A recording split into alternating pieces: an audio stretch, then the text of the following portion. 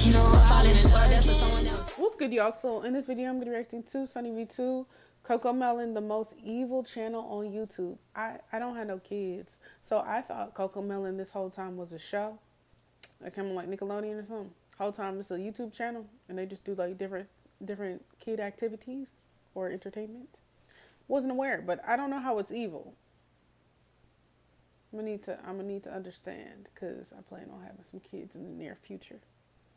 Like 4 years. Yes, 4 years. Anyways, let's get into it. Been letting him watch Cocomelon, but now I had to get him speech therapy so I can get him to talk. There are hundreds and hundreds of anecdotes in which parents mention the exact same problem. The Cocomelon show is so insanely addictive, it's being compared to nicotine and causing developmental issues amongst the kids who can't stop watching. Children's TV expert Jerica Sands calls it the most damaging show a child can watch, explaining the sneaky ways in which they make the show addictive. Firstly, there's the colors. Take for example the wheels on the bus. The three main colors, blue, green, and yellow, are all at maximum saturation, meaning they cannot be made any brighter no matter how hard you try. Extreme saturation is normally used for alerts and notifications, as it's exciting, dynamic, and attracts attention, which is why it's also used in slot machines. Cocomelon puts these colors in perfect contrast, making them appear even more vibrant, which is different to, for example, Bluey, in which the colors instead blend together. Cocomelon's also different because it's highly repetitive. There's a reason they have 38 videos with over 1 billion views. A child's brain is wired to learn through repetition, so it feels right to them to watch the same thing over and over again. Cocomelon abuses this in almost every video. For example, in the Yes Yes Playground song, they pick a word to repeat 3 times in every sentence, pairing it with a subtly repeating background lullaby, keeping children hooked. Literally no show or movie puts I might be crazy. Again, I don't have no kids, okay? I was a babysitter for a period of time, and I was a good babysitter to infants. But just like with them, take the damn tablet, turn the TV off. What are they gonna do? I don't. You talking about they addicted, like they like a crackhead, and they gonna go and figure out to find a way to get the crack. Take the damn tablet. Make them not watch it. They got to do something else. Color. Learn your ABCs. I don't know, but I'm really confused as to why. The way Cocomelon does. The second it's on the TV, he turns into a toddler zombie who doesn't see or hear anything else that's going on in the room. This is only exacerbated by Cocomelon's subtitles. Turn it off. The fuck? Which have also been a heavy point of criticism. The letters are not educational. I can barely read them fast enough. It's simply another interesting element to capture your little one's attention. Cocomelon explains in every description, our goal is to help make learning a fun and enjoyable experience for kids, giving you the peace of mind that your children are receiving quality educational content. But people have argued that they're teaching exactly what children shouldn't do. For example, in the No No Bedtime song, the baby refuses to brush his teeth, have a bath, put on pajamas, or get in bed. The education is that he eventually agrees to do so, yet a TikTok user was critical, stating, anytime I'd ask my son to do a simple task, he'd say no, no, no. And this is what, never mind. Sitting there watching Cocomelon, which taught him no, no, no, and to say no to me. On the topic of education, Jerica Sands stated, these people don't give a shit about our children. They care about money. That's it. Your child's cognitive development in direct exchange for their wealth, and there's pretty good evidence supporting this. A New York Times journalist visited Cocomelon's studio, discovering their #1 focus is keeping children hooked. Cocomelon's data and analytics team sifts constantly through YouTube numbers to determine exactly what resonates. Should a girl wear black jeans or blue jeans? Should the music be louder or softer? Should the bus be yellow or red? Yellow is the answer, as they use a darker method to ensure that they're correct. Cocomelon has a dedicated Distractatron room, in which once a month children are brought here one at a time and shown a handful of episodes to figure out exactly which parts of the shows are engaging and which are tuned out. Next to the TV playing Cocomelon, there's a second screen which plays a continuous loop of banal real-world scenes. A guy pouring a cup of coffee, someone getting a haircut, each lasting about 20 seconds. Whenever a youngster looks away from the Moonbug show to glimpse the Distractatron, a note is jotted down. We can see what they're looking at and the exact moment when they got distracted. Therefore, education clearly isn't the primary goal. Keeping kids— I would say, isn't that weird? That's weird as hell. But like I said, I don't know. I feel like we're in, we're in control of this. Just like with any content creator or whatever, just if you stop watching them, there's no money there. 1 billion views is crazy. So if they lost half of their viewership, obviously they would probably start changing some things. You know what I'm saying?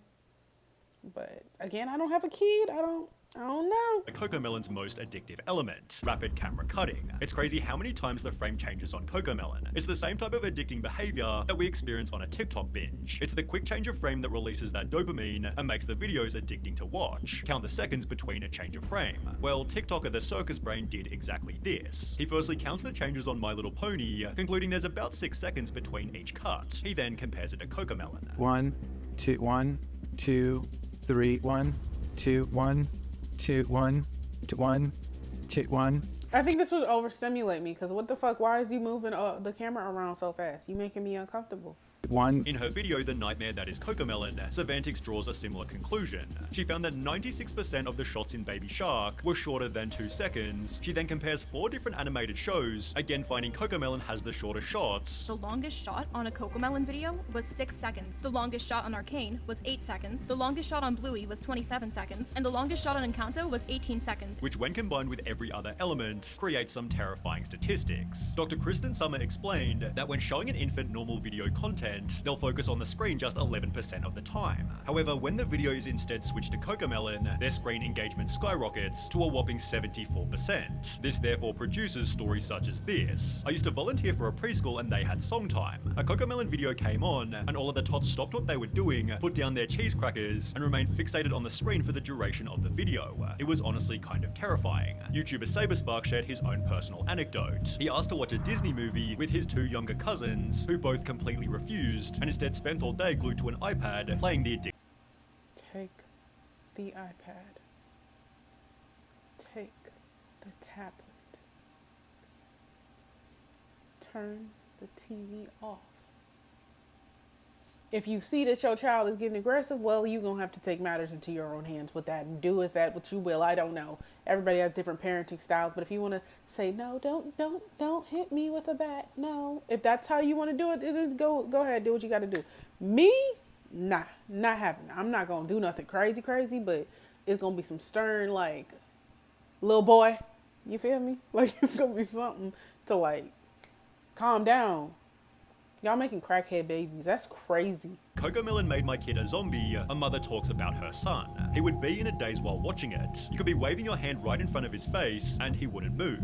It was almost scary. This was also discovered by Sarah Mills 98, who explained when the Cocomelon addiction is so real that my 1-year-old can navigate the TV to turn it on by himself. See, this is what I'm talking about. This would rate what I'm talking about. These kids. Addiction better than the Cocomelon TikTok trend. Parents will play the show's intro loudly and video their kids sprinting toward the television, where you can witness their mood change instantly. The New York Times journalist found something similar. The kid in the Distractotron had shown up in the midst of a tantrum, which ended the second he heard the Cocomelon theme song. It was no surprise to Wheeler, the head of research. 99% of kids, he said, if they're having issues when they get here, once that Cocomelon song comes on, they're like, life is okay, all is good with the world. Obviously, there's a reason for this. Cocomelon is so hyper-stimulating that it actually acts as a drug, and what happens when you take the drug away. Young children experiencing symptoms of addiction and withdrawal, obviously leaving them completely dysregulated. TikTok user ThePof1 filmed what happens when you take the show away. What'd I just say? What did I say? See, I just be having like this intuition or something. I don't know, I be like connected with the creators of the videos. Cause I'm telling you, y'all got little, I couldn't do it. I just have this image of me as a parent, having like my children so engaged with other things that they not even gonna want to watch a Cocomelon, you know?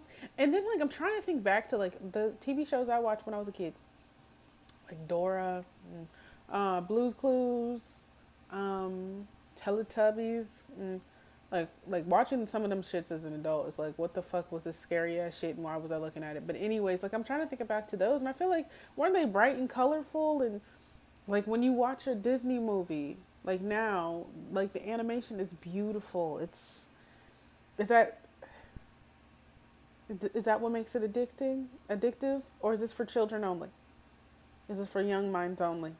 Because if you start repeating something over and over, you about to piss me off. I'm not gonna lie. Yeah, explaining he'll be inconsolable for at least 10 to 15 minutes after, adding in the description, Cocomelon Meltdown is legit. Once you have a taste of the cocoa, it's hard to break the addiction, which this Reddit user had experienced even worse. My husband and I have been worried about our child. I can slowly see how she'd throw violent tantrums at home and in church whenever she'd get bored and would want to watch the show. Her behavior changes the moment she watches the show, and she will not even eat her meals if What she does that wouldn't sound watch like? it. Tell After me these what it sound like. It sound like a crack. Like it's not the mofos that be drinking the Coca-Cola.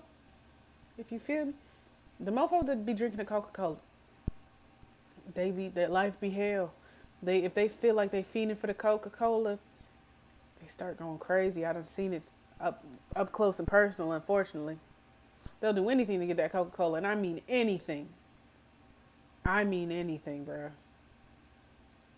Even if they've been busted open, I swear, motherfuckers will get that Coca-Cola however they have to, right? As soon as they get the Coca-Cola, everything's great. Life is great, even though they're acting like assholes, right? Once that Coca-Cola wear off, they run out of the Coca-Cola. Now it's back to the same thing. Now it's a cycle. Now they cracked out. Tantrums end, kids can experience a general discomfort in the speed of everyday life. The more they watch the show, the more their brain begins to expect this intense level of stimulation. Basically, Cocomelon overstimulates their brains so much that everything else just seems slow and boring in comparison. However, the potential consequence for a variety of reasons, but Cocomelon is excessively bad. Firstly, unlike other TV shows or movies, it doesn't have a story. It's just very short clips with poorly written songs. The kids aren't able to follow the plot, learn vocabulary, and see the resolution of a conflict, supported by infant specialist Meg Fora. And the problem with fast-paced TV programs is we find that little one's language development is slower. On the Agents of Speech YouTube channel, this is again confirmed. The main problem with watching videos on the internet is that they don't know how to use the language that they learn. But he adds that 4 to 5 hours of screen time per day can make a toddler completely nonverbal. What is going on? Like, again, I'm so sorry. I don't have kids. I don't. So I don't know when I was babysitting a bunch of different kids, and you know, my toughest group was 2 twins that were infants, and they had an older brother. You know, loved them, but a little bit difficult. But we were doing stuff like figuring out, playing with the dollhouses, reading, like we were doing stuff, out cooking dinner, and they had to go to the table and learning like what the fuck are y'all doing? And y'all kids is just like on a fucking tablet for 5 hours a day. Am I tweaked? Is that a lot? That sounds like a lot to me. I'm really not trying to comfort nobody parenting, but that just don't sound right to me. It doesn't. It just seems like they need to go outside, run with them, like do something. Damn, like I don't fucking know, but the social media is bad enough for adults. So just having a kid, I don't care if they're watching kid shit. First of all, you never know how the weirdos can like infiltrate the kid games, and like you never know. So I don't know. I feel like monitoring is really important. Also, just making their lives active, because kids are just weird today. They're just not the same.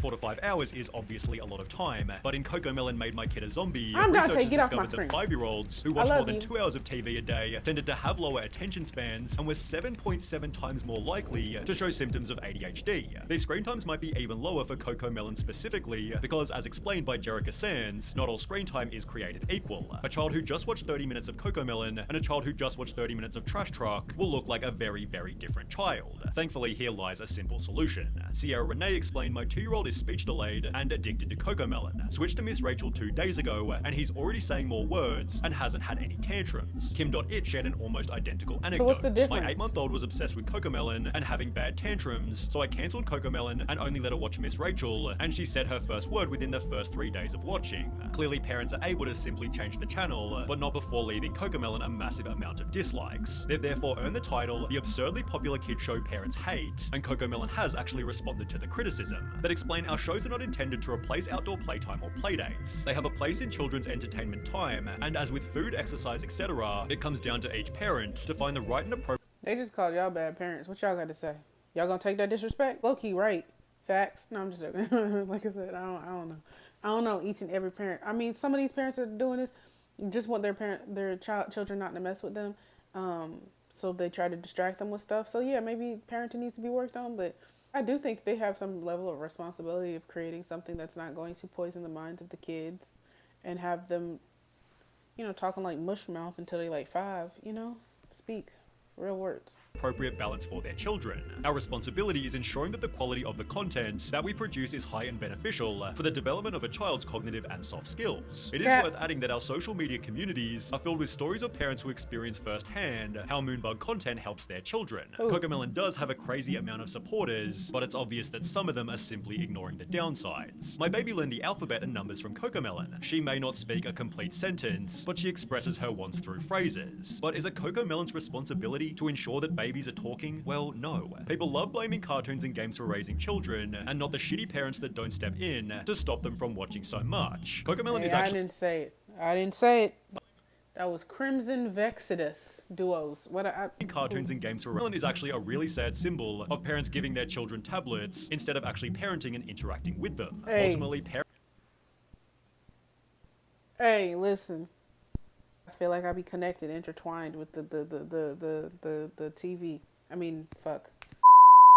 Did I watch Cocomelon? Cause shit, I don't know, something not working, but I'm intertwined with the video. Oh God, that's what I said. That's why, like, if we're really talking about it, 4 to 5 hours of screen time, 2 hours of screen time. I don't know. I feel like there should be a limit. An hour. Have them do other shit. I mean, there are so many things to do, like a lot. Put on some of our old, stuff we used to watch when we were kids. And I feel like I'm fine. I feel like I've turned out okay, pretty cool, graduated with honors. So, I don't know. I just don't feel like we had these many issues when we were younger. So, yeah, I feel like there's just like small solutions we can do. And there was times, like, a lot of the time we would, like, as kids, watch TV for a long time, but I guess it didn't have that much of an effect on us. Or whatever crack this Cocomelon got in it that got the kids tweaking. But yeah, just monitor what your kids is doing. Like, pay attention to the signs and how they're behaving, and try to connect the dots if you think certain things are affecting their behavior. And like, unlike the Coca-Cola lovers and shit like this, if they're tweaking, just like they said they changed the channel, you can change the channel. They have no control. They can't do anything. They own their tablet too much. Take the tablet and fucking hide it. I don't know. What the fuck are they? They gonna go to the store? They gonna go on Amazon and order their own tablet? That's what they gonna do? I'm yapping. Anyways, y'all like, comment, subscribe, follow me, Instagram, follow me on TikTok. I'll see you on the next one.